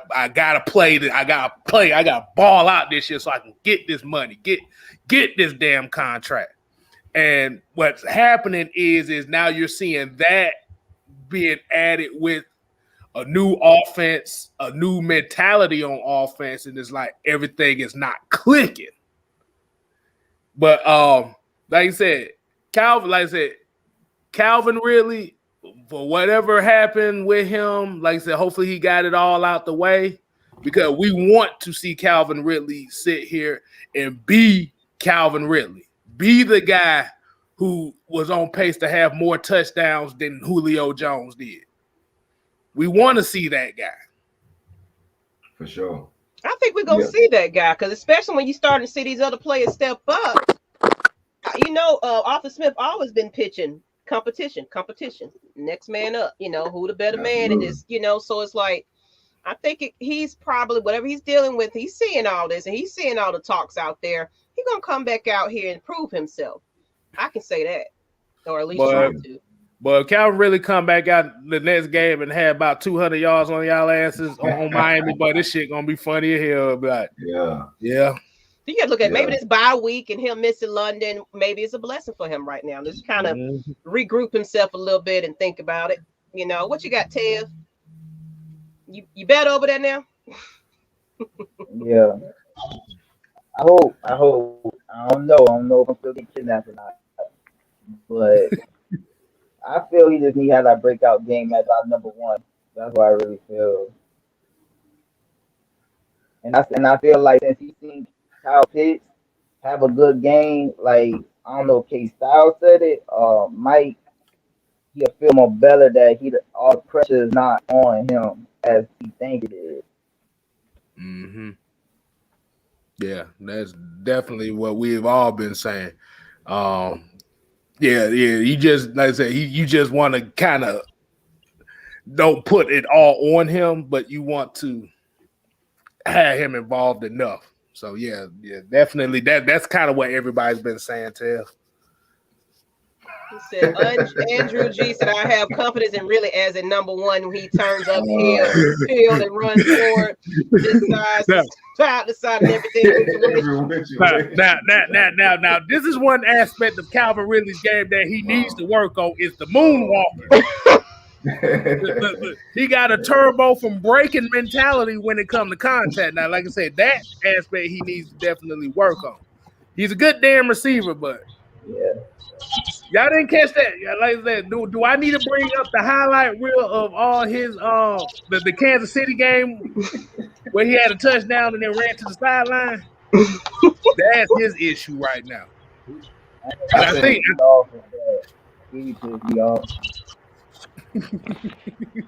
I think this Miami game would be good for him though, because y'all remember back to training camp. We had the Dolphins or preseason. We practiced. We had a couple practices with the Dolphins and scrimmages, and them guys. He was. So, these are known commodities. He's not gonna face nobody.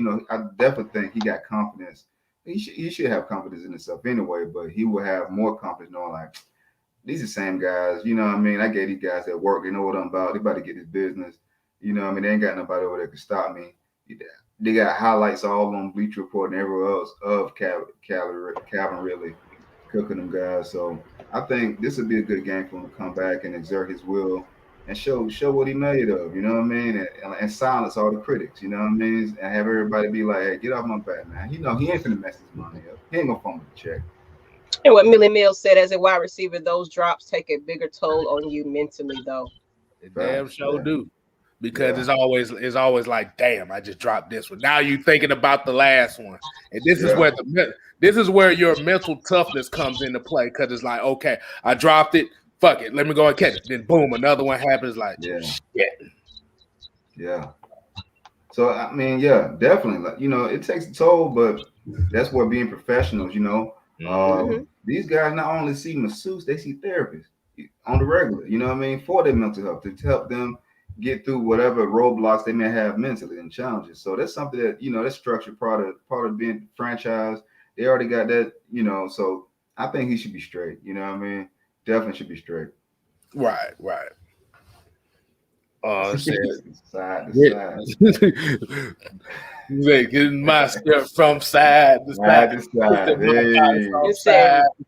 I'm in the club, posted up. Got my blood in my mouth, in his fingers, then I'm going to my body from side to side. And Nalim Freeman said really could be using screens more, and he could scare off those if we can catch those overly aggressive defensive slipping. Oh Lord. I mean, the one thing, like I said, the one thing about Arthur Smith and that offense, like I can see what he's saying. Because I don't know if Dave Ragone kind of has like a little say in it. Because that's kind of what Dave Ragone like with what he did in Chicago was they did run a lot of those type of screens. So like I said, there's a percentage of this playbook we still haven't seen yet. That's what a lot of people don't realize. We haven't seen this whole offensive playbook yet. You've only just seen a little bit of it. Yeah, he cracking it open just a little bit. I don't think we ain't getting everything right about now. Mm-hmm. And prove it. Nobody's saying trade Julio. I mean, Ridley. I think he's talking more to the people in the chat than us. Okay. We ain't talking about no trading Ridley. Yeah, he talked to the people in the chat. It ain't. They said, "What's up, Robbie White? What's going on? What's up?" I know they ain't used to seeing Maggie on the screen. You know, I be in the back, but you know, Mr. Mad Mike ain't here today. He ain't feeling well. Shout out to Mad Mike. He, like I said, he take care of some stuff. He ain't feeling too well. So, like I said, y'all show some love for Mad Mike. Get well soon, brother. Get well soon. Well soon, man. Rest up. Sick, Kevin, really. But let's go ahead. What you got, Ted, before we anybody else? Y'all come on, jump on this stream. Yeah, come on. It be a gang of folks, but now y'all scared to talk. I think what the issue is because Mike be on, everybody wants to upstage Mike. That's what it is. Yeah. That's right. Rest him at Mike. Yeah, he'll be back though, y'all. Y'all just give him, you know, show your love. He just needed a day off. Like he said, hey, it happens. Sure. Even the Lord needs his rest. Exactly. You got any last minute words, Ted, before we get to the next? How y'all feel about us going to this next part of the schedule? I think the bye week is gonna be good for us, or since it's so early, it might be bad for us. Well, it's not having a deep roster and injuries, they do happen. I mean, technically, this is supposed to be an easy schedule, technically, and we're getting better by the game. I don't like early bye weeks, but if we utilize all our other weapons, where not everybody's getting wore out and exhausted by the end of the season, I think we'll be all right. Y'all got to play it like how what's his name? Coach at the Hawks did. He had injuries, he had everything, but he utilized his player, Nate McMillan. Everybody get an opportunity. We just don't have to play the field. Go We ahead. got some tough games coming up. We got Cowboys. I hate to say it, but they do look okay. I'm gonna say okay. I'm gonna say good. They do look okay. Saints do look okay.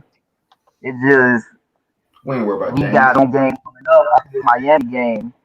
Then we got the Panthers, Saints, and the Cowboys after Miami. I want them Cowboys because I don't know anybody saw that season last year. Yeah. I want them bad. I know Okay. we gotta fight our divisions and win That's that, but man, Cowboys on my radar right about now. Okay. So Tev, you was talking about the next stretch again. So what we're looking at, Miami, we're looking at Carolina, New Orleans, Dallas Cowboys, New England Patriots, Jacksonville Jaguars. So that's the next 6 games right now. It's just gonna be more so they need to have that consistency. That's the next step now is the consistency. Like I said, we 2-3 right now. Really should be at least 4-1. But like I said, this is what we talk about. They have to, if they're playing well, they have to play for 60 damn minutes. It can't be 55 minutes and 45 seconds. They got to play for 60 damn minutes here. This is why the Falcons are 2-3 right now, because they haven't played 60 minutes of football. But like I said, you have to take care of your business one game at a time, man. Yeah. Like I said, Miami ain't no cakewalk. That's not a cakewalk. Ain't nothing to cakewalk with these Ain't Falcons. nothing cakewalk now, because like I said, because right after the Jacksonville Jaguars game, then we got to deal with San Francisco and other damn teams. So like I said, it's not a cakewalk, but they have to stay the course. They have to stay the course. They have to be consistent. They have to score in the red zone. We got to get stops. Ooh, I'm happy, man. We're starting to talk about red zone though, so it's encouraging. At least it's definitely encouraging to see just a little bit, like open up that playbook a little bit more. But I'm starting to see where they're trying to go with it offensively. At least defense, I'm still in question about it, but I feel like we're gonna probably address that a lot more in this draft coming up. Mm-hmm. But yeah, like you said, and speaking of red zone efficiency, when the last time you seen a Falcon team have this type of red zone damn efficiency? That's what I'm saying. Maggie.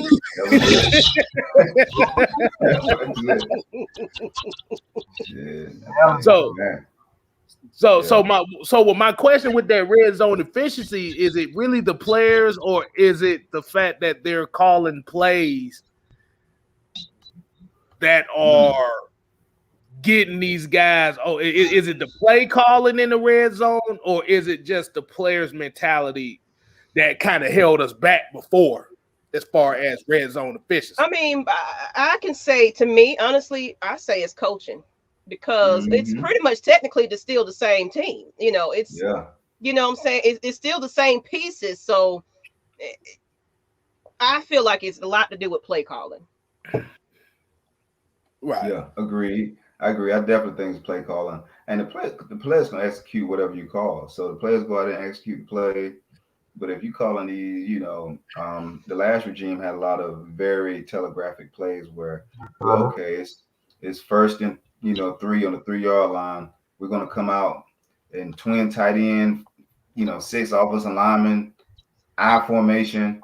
And we just going, it's like, okay, they either gonna run or play, it's kind of like real, like obvious, like, okay, it wasn't nothing like, as just Drake said, it wasn't too sexy, Yeah, damn sure wasn't too sexy, but that shit was absolute garbage. I ain't even gonna, bro, why the hell is we running jet sweeps in the red zone, motherfucker? We ain't got no goddamn room to do that. We ain't got nobody with no jets. We need somebody with some jets to do that. Low Ski said it's absence of dirt. Thank you, Jesus, in the name of the Holy Lord. No dirt cutter. I'm not religious. I'm not religious, but I'm like, thank you, football guys. No dirt cutter. Yeah, man. Yeah. Miss Maggie scorching. Yeah, that's why I don't get on here. Y'all be worried about shit. Lord, go ahead. Hey, Anime, you the eye candy. That's what you here for. Yeah, there it is. You That's just why I got be some hiding football the back. knowledge behind you, though. There's a difference. You got football knowledge behind you. You gotta shoot them shots. Gotta shoot the shots, fellas. And that's what That's keeps all you I'm coming. seeing in the chat. But what you got, Tiff? Tail got some issue. I'm gonna throw you off, I Tail. can't really think of nothing else. I'm throwing you off. I'm sorry. I do got some issues going on right now. But Yeah, that's right. I hear it. I I hear it in the can't really background. think of nothing. I mean, we ain't playing this week, so I'll be watching everybody else. Oh, But we appreciate you, So- Tail, for jumping on. We definitely do. Y'all Yes, come sir. on here and jump I on. It's appreciate probably y'all. Man, a we- line of folks. I'm about to say we so lonely up here, man. We need some more people. Yeah, right. Thank you, Tail. Appreciate So you. I got a question for y'all. I got a question. Since we're not playing this week, go Go ahead. ahead. Oh, since we're not playing this week, are y'all watching any? Y'all got your eyes on any particular college football game? Or y'all got any games y'all watching, whether it's college or pro? You know, anything that y'all looking forward to kind of like, you know, whether it's some prospects, whether it's some players you want on the team, you know, anything like that to kind of get you ready, you know, for your Falcons, seeing who's gonna come help us out, who gonna make this thing great again. No, outside of that, like I said, like I said, I'm the only Georgia Tech fan in the damn house. So Okay. we like I said, ain't too much going on because most of our good players is damn freshmen and sophomores right now. So ain't no Yeah, prospects sure. coming into Well, you Right. already know I'm Georgia down, so you know how the that fuck out is. of here. Already. That's what's up. Exactly. But like I said, yeah, we definitely watch college. We're definitely gonna be watching a lot of this college football stuff, and we're gonna watch a few games. Like I said, you always gotta look for, okay, can this guy kind of fit here and stuff. This is what Terry Fontenot do. This is what these coaches do. They look at these games and be like, okay, I got a system here. Yeah, This guy might be doing it here. yeah, for sure. So As far as the NFL, look, I'm watching it all anyway, but my eyes is really on because you know we got these rivals coming up soon. You know what I'm saying? And damn, Tampa Bay. You mean you mean the Tampa Bay Brady Nears? That's what they are. The That's referee Brady helped their ass out, man. But I ain't gonna hate on them too much. I mean, it is what it is. But goddamn, fuck 'em. No, you Yeah, know. that's what I'm saying. That's what I'm saying. I ain't no. you didn't No, let fuck me it. finish. Y'all didn't let me finish. I ain't gonna hate on them too much. But I was gonna say fuck all of them motherfuckers. That's right. Especially the Saints. The Aints. Especially the Aints. Oh, we still whooping the Saints' ass. I ain't. Like you said, Jameis Winston is playing okay right now. They think they got the greatest thing going on turf right now. We whooping that Saints' ass. You know what I'm saying? White We don't girls do and crab anything legs, else. goddamn. If we lose, we beat all of them. I'll be happy. Shoot. Yeah. At least beat the Saints. Exactly. Exactly. I still think this is a 10-7 team. So I don't. Like I said, I'll be the only one. 10-7. I still think this is a 10-7. 10-7. I've been consistent with it all year. So Okay. So look. So if they don't go 10-7, I'm gonna have pie on my face like a motherfucker. I'm gonna stand on it. I've been standing on it all season. That's gonna be an interesting one. Huh? Yeah, I mean, like I said, all the games are winnable, but they have to play all three phases of the game consistently. Like I say, it just can't be one of those things where, okay, this game, offense playing like shit, but the defense playing well. Then the next game, the offense playing well, but the defense playing like shit. We gotta have offense, defense, and special teams playing well. Because to be honest with you, even in that Tampa Bay game, the special teams was absolute dog water. That's what I'm saying, man. That's my big concern right about now. Them damn special teams. We still over there slim. So exactly. We sitting here looking like, God damn, can we cover a kickoff after halftime? Coleman almost took one out to the house on us, man. Yeah, exactly. Let his ass been in Atlanta, he would have lost his damn foot, and he was always slipping and shit. Antonio Holloway gave us a Braves question here. He's like, do you think our Braves will get past the Dodgers this year? Yeah. Inshallah. Man, I hope so. Look. I'm about to say Max Fried is not coming out the bullpen, so we definitely have a chance this year. That's the only thing that killed the Braves last year against the Dodgers was bullpen and pitching management. Yeah. You can't have Mike Fulton Nevich out here getting blasted for 10 runs in the first inning. You had a question on Low Ski K-Style since you said 10-7. What other four are we losing? Let me get that schedule. I have. Let me get the schedule because I when I said 10-7, I didn't know exactly what 7 teams we losing to. I just put a number out there. I got a picture. Hold on. Hold on. Let's see. Help the fans out. Give me a minute. Exactly. And y'all come on, jump on this screen. Yeah, come jump on, bro. Like I said, we don't bite. A lot of people say we bullies around here. We ain't no damn bullies. We just match energy for energy. That's what it is. I got a picture. I'm gonna put it up real quick. Okay, I got the schedule right here. So we're looking at the other 4 games to lose. I have a feeling we might lose one of these games against the Panthers. I don't know which one. Like I said, that's one. The Buffalo Bills, we might lose that one. It just depends because we're playing in Buffalo in January, and you know how it is up there in Buffalo when it's January. That's gonna be a tough one right there. Let me see. That's 2. I got. I'm gonna put the picture up now. It's loading now. I don't know why this Jacksonville game. I don't know why this Jacksonville game worries me. I think this game worries me more than anything. Is the Jacksonville game. I don't know why, but it's like that's just one of those like really trap games that I feel like we might lose. Mm-hmm. We got too many pictures up on this thing. Yeah, I know we gotta delete that, and maybe one more might be one of. Okay, let's look at it. All right. Okay. Help you out. See. I wish we had one of those things where I could put the circles around it on there. So I'd be like, okay, we lose it. This. Okay, so we got. Okay, I'm gonna have my finger here. So we're gonna lose. I think we're gonna lose one of the Panthers games. I don't know which one of the 2 though. The Jacksonville game worries me a lot. I don't know why it worries me a lot, but it does. It worries me. Buffalo is gonna be tough, especially in January. And one of them Saints games. No. Flag on the play. Hey, you can throw a flag on the play. You can throw a flag on. But you know how the Saints are when they playing at home. Them motherfuckers get all the calls. Nah, whatever, bro. Nah. Still ain't gonna see. See, the only reason why I didn't say San Francisco because I got money on that game and we better win that motherfucker. That was gonna be my other one. So what the fans think? Looking at this schedule, let's see what some of these comments in the chat. Let's see. Tony Wright said the Buffalo Bills have 5 defensive ends, 2 former first rounders, second. You always have a paragraph over there. Please don't remind me of that. That motherfucking Buffalo Bills picked Mike's favorite player and my favorite player in the same goddamn draft. I said, ain't that about a bitch? Mm-hmm. They got Gregory Rousseau and Boogie Basham in this year's draft. And they said we're not losing to the 49ers. Oh, hell no, we're not. Hell no. I got my damn husband team. My husband team damn 49ers for some reason.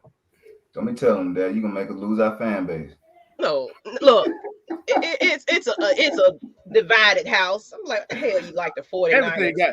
Everything goddamn divided around here. He said everything divided. We've been letting y'all talk. Let me go ahead and get this thing off the screen. We've been said, come on, Noheem, free him. Put the link in there again so these folks. I don't put it in about 3 or 4, 5, 7. Put it in again. Anime, put it in again. Everybody, some reason they can't see the link. We've been saying, come on. So we're gonna go ahead and get Jerry though. He's here to join the stream. Let me know if you ready, Jerry. We're gonna go ahead and put him on the stream and see what he got to say. How you doing? What you got for us? What's going on? Can y'all hear me?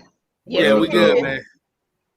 Yeah, so I appreciate y'all having me on, and I just want to say I appreciate y'all content. Y'all do a really good job. I I do want to say this. When it comes to Calvin Ridley, I still think Calvin Ridley is kind of adjusting. And what I continue to remember is, even though he may not fit in his scheme, Arthur Smith did say that he was going to use the players to the best of their ability.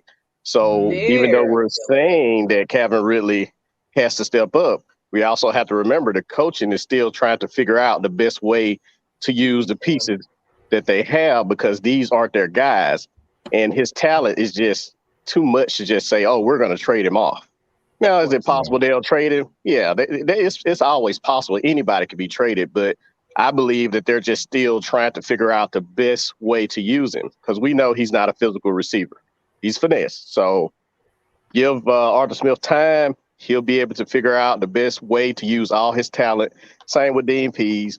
He don't have the guys he would probably be better suited for his defense, but these guys can fit if they can, do what they do as coaches and put them in the best position to succeed. Right. Yeah, we definitely agree with that. I mean, like I say, it's just that it's a lot of people that's like really shitting on Calvin Ridley, just saying like, okay, yeah, he's washed in his offense.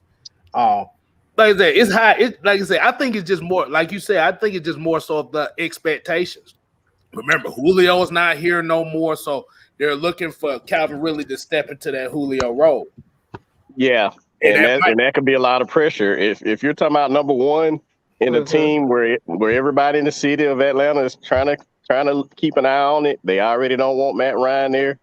I just kind of feel like it's a lot riding on it, and the coaches have pretty much said, if you thought they were going to tank, you hired the wrong guys. So that tells you that they're trying to win now. So they still have to figure out the best way to use what they have on the roster. Absolutely. And Calvin Ridley is here for another year. So if they did trade him, it may would have to be during they could trade him this year if they did want to trade him, but they did pick up his 5th-year option. So technically he would have another year if they didn't trade him. Okay. Yeah, that is true. That is true. So I said expectations are just high. Yeah, I mean. Yeah, that's basically what it is. Think about it. You being the top person, that's gonna be a lot. That's gonna be a lot to put on you. Oh yeah. And with Kyle Pitts having a big game, and Cordero Patterson is doing his thing, I do believe that would help Calvin Ridley, so it won't actually be like, oh, we are waiting on him to be Julio Jones. He's not Julio Jones. He's Calvin Ridley. So like I say, he's not a physical guy. True. And Arthur Smith offense typically does feature that, but he said he was going to use these players to the best of their ability. So I don't expect him to come in and say, hey, we're going to use all these receivers like I used the previous guys at the previous team. We're going to have to adjust accordingly. And that's probably why the offense was getting a slow start, because they're still trying to figure out what they have on this team and how they can use them better. And I feel like each game we're getting a bit of pieces of what this offense is starting to become. Just a little bit, like you said, open up that playbook just a little bit more. I think we're going to see a lot there. I say midway. I think we're going to have an idea of the concept of where we're going offensively. Now, defense, I'm still kind of shaky about that. But go ahead, K-Styles. Oh, I was going to ask Jerry this question. So do you think it's really more so of these guys trying to be – okay, I'm going to say it like this. Do you think it's really the expectations of people like looking at these players, looking at, okay, you got to be the next such and such, or you got to be the next Julio Jones, you got to be Patrick Mahomes, or you got to be Saquon Barkley? Do you think that those type of expectations is kind of what takes a toll on a guy like a Calvin Ridley? I truly do believe that. I believe that, and y'all even said it before, when they brought Michael Vick to Atlanta, how everybody felt about Michael Vick, and could it have been the worst thing that for the city because they had such a dynamic guy? Now, if some of these people want Michael Vick back, and Matt Ryan is actually a really good quarterback. But he's Matt Ryan. He's not meant to be Michael Vick. Every player is good for what they do. So you got Julio Jones, who was a generational talent, performing, making these awesome catches and pulling people, pulling the ball out their hand while they're in the air, catching them at the highest point, doing things of that sort. And it's like, okay, now we got Calvin Ridley, who his ability to run routes and stuff like that. So we're holding him to that standard. And like I say, the drop passes, he has to get better on that. But I think mentally that can affect you, and it can affect your performance in general, because Calvin Ridley was making those catches last season easily. He wasn't dropping a lot of them. He dropped a few, but he wasn't dropping them like this. So that tells me that it's got to be the pressure. And him missing the game could be anything, but it could be just, like you say, mental. It's kind of one of them things where he needed a break. It could be, something where they told him, look, you know what I'm saying? You're probably going to have to just think about this, because we want you to be your best when you come back. So if they have this guy at his best when he returned, and you see what they did last game against the Jets, who, as I understand it, was a top 13 defense, as I understood. So even though the offense, isn't great, their defense wasn't scrubs. So the fact that they were able to still move the ball against these guys tell you that this offense still has a lot of potential. It's just taking time to build that chemistry. And then once Ridley is comfortable to at least be where he needs to be. And, we keep saying number one receiver. Honestly, we're calling it the number one receiver, but they're expecting these guys to step up and play their role. Being the leader don't necessarily mean you have to be the number one receiver. Absolutely. Right. That's very Absolutely. True. I believe in having a lot more. You can't just have one go-to guy. You got to have a lot of people that we can depend on. And go ahead with your question. Oh no, I was gonna ask him, with your comments with Matt Ryan and Julio and their performance since they've been here being very true.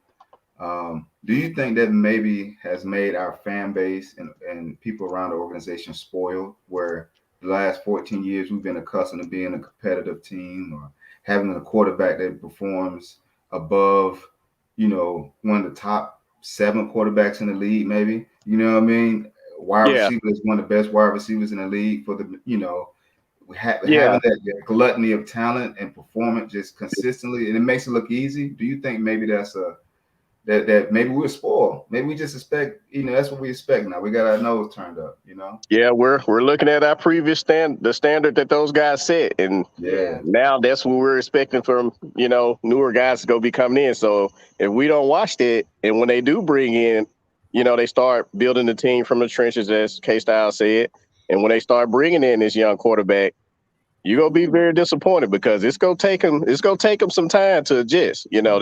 It's rare you see them. Every so often you'll have a guy like, Justin Herbert, he came in, did his thing, but they still wasn't winning games. You get what I'm saying? Like, he was performing well, but they were losing.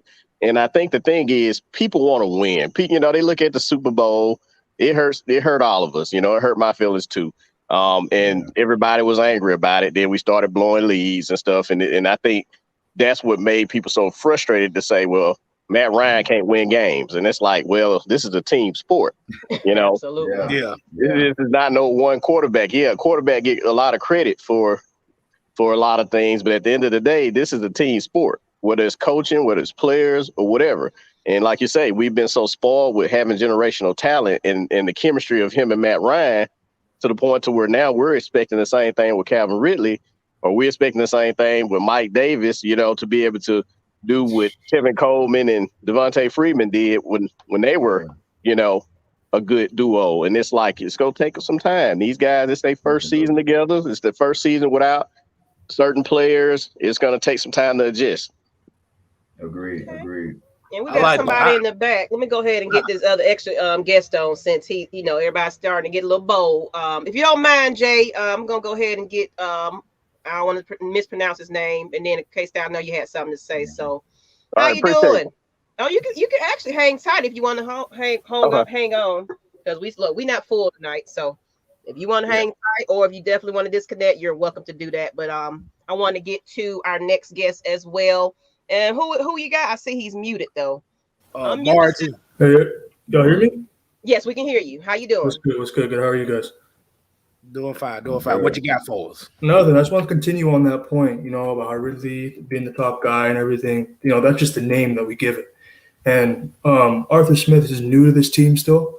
And to see what we can do with other people, other talent, because we had Gage and we had Ridley out.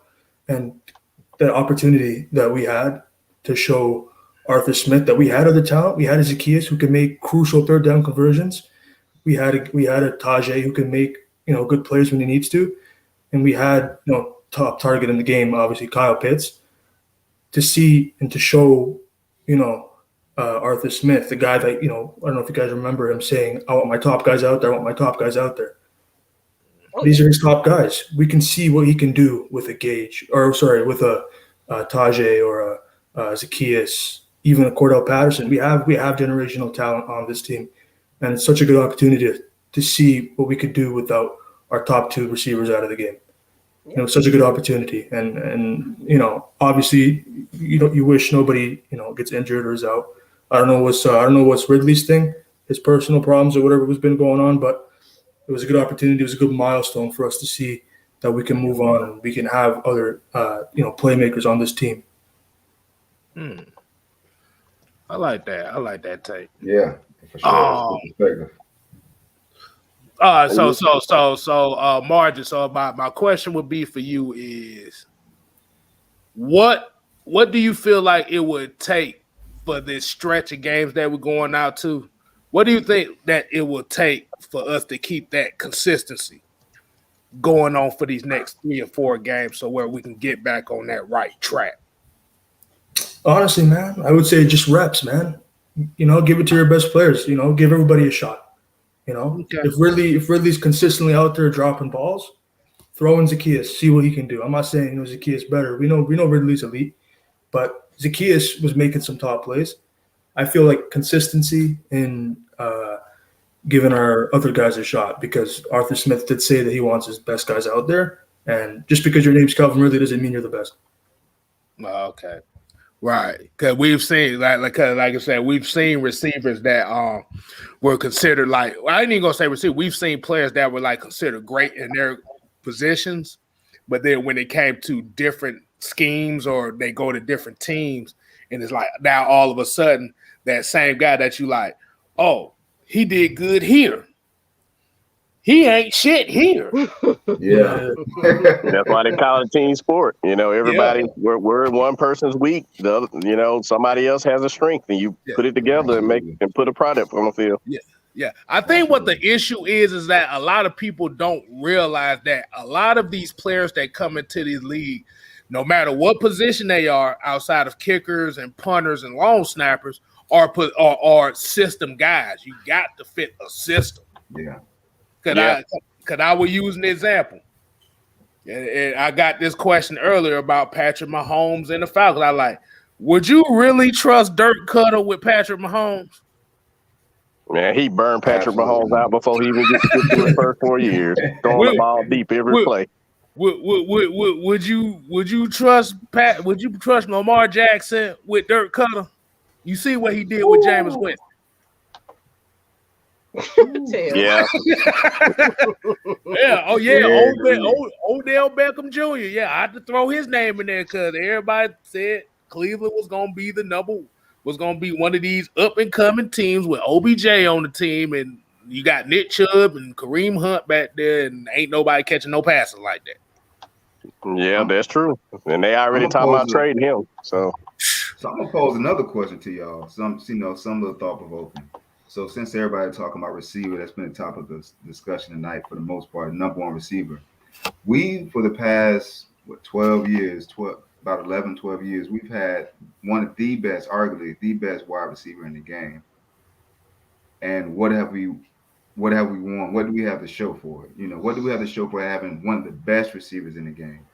So that is okay, why does it matter if really may not be a number one or may not be performing as we want? Why should we go get OBJ? Why should we keep adding to that when obviously, even like the Patriots, which K Styles alluded to earlier, they won. Actually, I think it was Maggie. My bad, catched out. But either way, the Patriots won with a plethora of receivers. They had people that was dinking and dunking too. They had it was orchestrated. They had a deep man. They had somebody take the top off the defense. They had a possession receiver. They had somebody for different. They had different strengths, and they all worked together in unison and made the offensive system work. And so, at the end of the day, I think we got to put our resources somewhere, whether it's on defense, the trenches on deep, wherever we put them. But I think receiver is, as long as we get some people that's competent and they have a niche, whatever their niche is, and they can fulfill that role, that's all we really need. I don't think we need somebody to check every box. We had that, and look, what did they get us? Yeah. I gotta hit that up. Man. He asked a damn good question. Okay, so when we look at top receivers of all time, yeah, who I'm just put this in perspective. Who is y'all top 5 receivers of all time? Got to go Randy Moss, Jerry. Ooh. Let's see, you put T.O. up there. You got Tim Brown. You got. See, There's a lot of them. There's a lot of them. But basically, what Marquise is saying is the wide receiver position is such a dependent position. Remember, the wide receiver can't do shit if the quarterback ain't throwing him the ball. Right. Yeah, that does matter. Yep. So does it really matter if you have that generational wide receiver when you could put your money toward, and this is the Patriots model. I'm gonna use the Patriots model here. This is what they've been doing for 20 years. What they normally do is they build their trenches up on both sides of the ball. You want wide receivers that can, like he just said, like Marquise just said, that fit a role. You got your deep threat. You got your possession receiver. You got your guy that can that can exploit zones. Boom, boom, boom, boom, boom. You got your running back that can catch pass out the backfield. You got your running back that can get you 3 yards. But the main consistent thing that they always had was they made sure those trenches was taken care of. Yeah. Oh, yeah, because if the quarterback can't, have any time to look downfield, then you're one-dimensional now. All you can do is run the ball. Yeah. Mm-hmm. And the teams know what you're going to do, so they're going to stack the line. Yep. Right. And that's something that everybody knew about the Falcons. They already knew what we was coming with. And look what Marquise Chicheri said right here. Rice, Moss, T.O., Fitzgerald, Julio Jones. What's the common denominator out of those 5 right there? Jerry Rice, the only one that got a ring. True. That's it. And it ain't looking too good for Julio right about now. He can't even stay on the field. Yeah, I wasn't ready to say that his career was going down yet, declining. And after seeing that he's been hurt a lot, I think it's the same injury. I think it's still hamstring related. Mm-hmm. It's kind of got me wondering if at this point maybe he's maybe a guy that they can use occasionally, like maybe if they need a first down or something like that. Because he's hurt a lot, and it's kind of like the cost and everything with him. You're not going to get no value out of that, and they took the cap space on that. So it's like, will they be able to get to the playoffs if their receivers out? Then the other receivers hurt too. I think AJ Brown. Mm-hmm. So yeah, that's an issue for them. But on our end, I kind of feel like our receivers are good. They make plays when they need to. Yeah, they've had some drop passes and stuff. This team is still trying to, adjust to the role that they're playing under a new regime. And like he was saying, true. Whenever they're not having their best game, you could always just give someone else, Darby or, any of those younger guys in and give them a chance. Maybe they'll have a great game, Yeah, So I kind of give them the reps if the other receivers that's not having their best game. And it's not to hurt their confidence. You still play them throughout the game. It's just that, you start kind of lowering the reps and giving more to the other players to kind of take the pressure off. And you got to look at the wear and tear of a wide receiver as well. Kind of look at Julio. Let's go right back to that.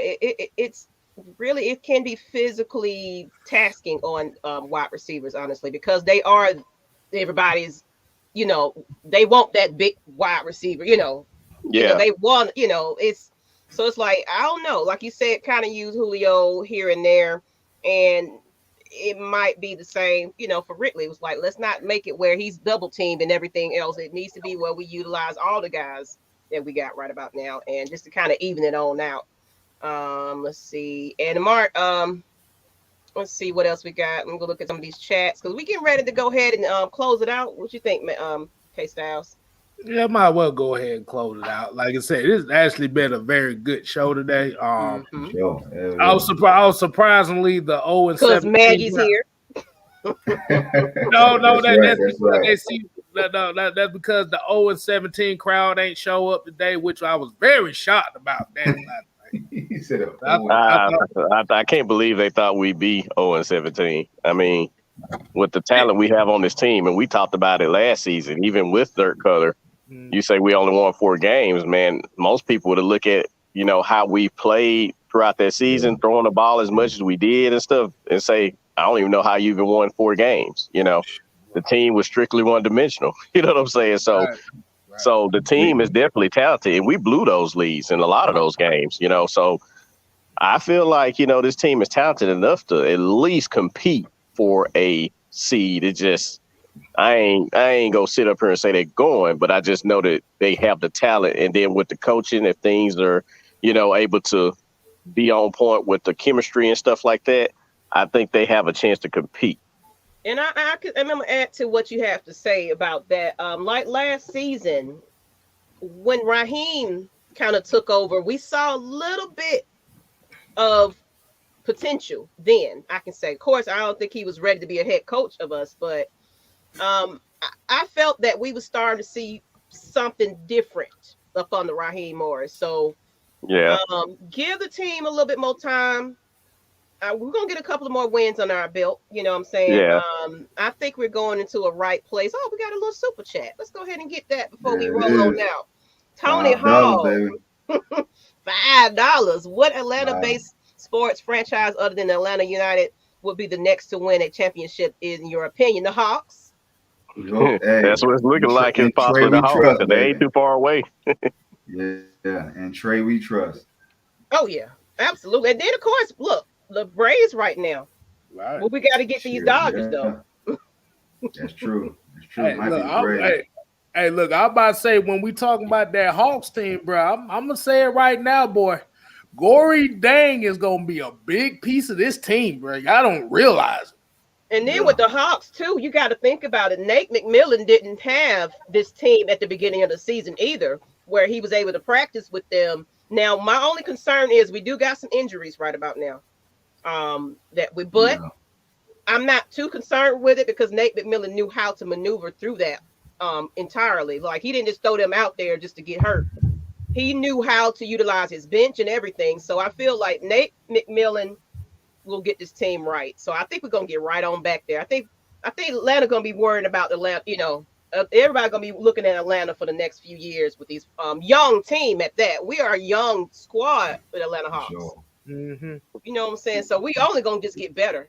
Right. We got opportunity to be championship city. The Braves could pull this out. Bulldogs could pull it out. Hawks. Who knows? We could be championship city. Mm-hmm. Atlanta United. We got some talent in the A and GA. What? And like I said, with Coach Pineda with Atlanta United and the way that he's coaching this team and letting this team allow them to actually be the Atlanta United that we're used to seeing, with it being attacking wise, is actually good for the city, because Frank DeBoer, I don't know what the fuck that was. That was that motherfucker trying to bring in this European defensive style of soccer that was absolute trash for this team. I ain't even gonna lie to you. And shout out to Big Low. Thank you. Appreciate that. Good thought-provoking conversation. We appreciate you tuning in. Y'all go ahead and give them a subscribe as well. Big Low Country as well. Oh, and the Bulldogs, you know what?